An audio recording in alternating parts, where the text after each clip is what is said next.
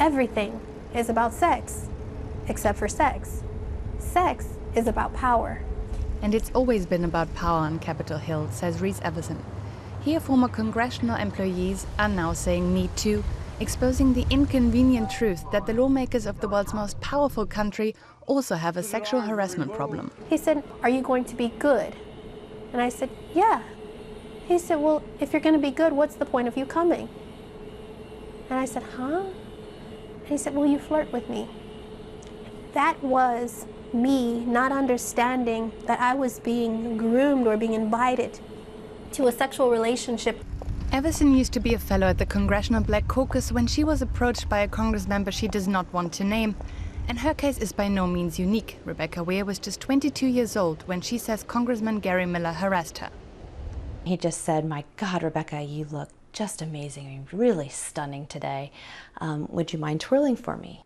And at the time, I was young. I really didn't know what to do in that moment except to comply.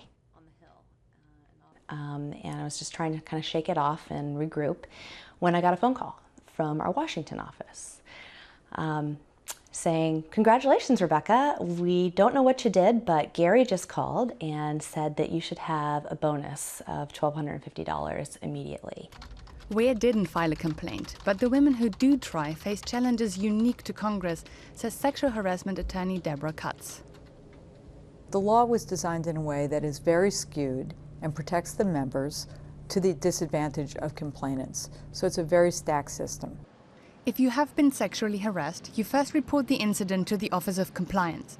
Then the one harassed, not the perpetrator, goes through a mandatory counseling period of 30 days, which requires signing a confidentiality agreement. If you go to mediation, that's at least another 30 days. Then a mandatory cooling off period follows before you can finally file a lawsuit or request a hearing. That means the entire process of complaining takes at least 90 days. And think about the victim of sexual harassment being in these small congressional offices, having to see their member every day, and knowing that they really have no legal recourse. The unique system on Capitol Hill creates an environment in which congressmen can easily get away with sexual harassment. I didn't have the tools or the capacity to complain. I would have been fired. It was just as simple as that.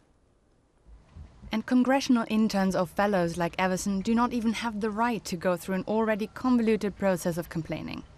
Congress is slowly grappling with sexual harassment within its own ranks.